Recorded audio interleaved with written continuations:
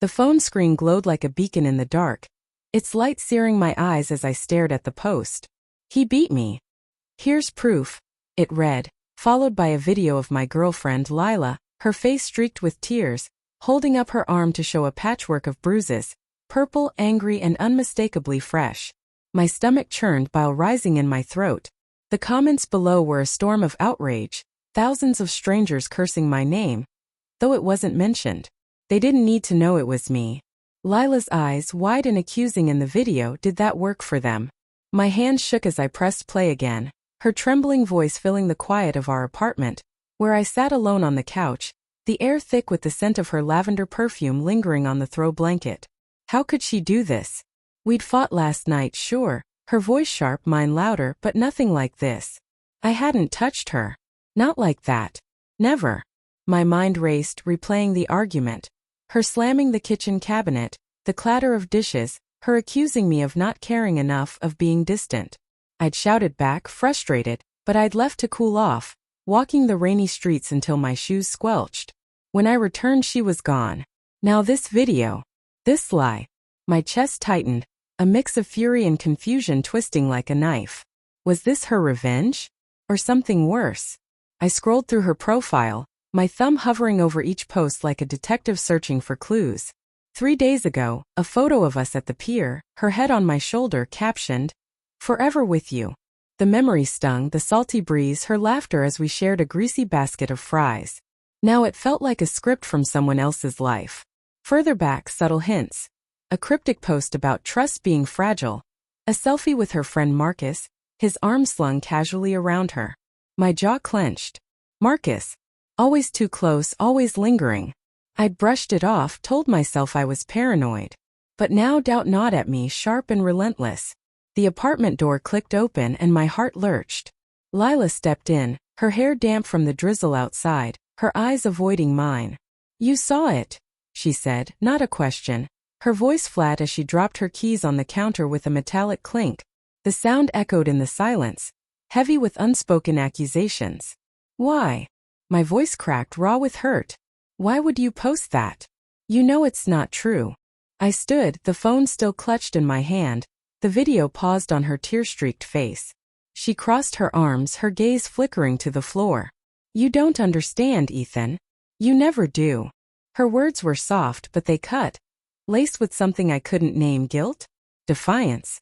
I wanted to scream, to demand answers, but her expression stopped me. There was a fragility there, a crack in her usual confidence, and it made my anger falter. "Explain it then," I said, stepping closer, my voice low but trembling. "Because right now it looks like you're trying to ruin me. Thousands of people think I'm a monster. My boss called. My mom's texting me, freaking out. Lila, what the hell is this?" Her lips parted, but no words came. Instead, she turned, grabbing a glass from the sink, filling it with water that splashed over the rim. Her hands were shaking. "I didn't mean for it to go this far," she whispered, almost to herself. I needed them to see." "See what?" I snapped, my patience fraying. "That I'm some abuser? You faked those bruises, didn't you? Makeup, right? Tell me I'm wrong." She flinched, and for a moment I thought she'd deny it. But then she met my eyes, and the truth was there, raw and ugly. "It wasn't about you," she said, her voice breaking. "It was about him." My breath caught. Him. The word felt like a stone in my throat. Marcus. I knew it before she said his name, but hearing it still felt like a punch. What does Marcus have to do with this? Lila set the glass down, water sloshing onto the counter. He's been controlling me, Ethan. For months. Texting me, showing up at work, saying things. She trailed off, her fingers twisting the hem of her sweater. "I tried to tell you, but you were always so busy, so distant. I didn't know how to make you listen." My mind reeled, grasping at fragments of memory. Her late nights at the bar with friends. Her phone always face down. The way Marcus's name came up too often. I'd ignored it, chalked it up to jealousy.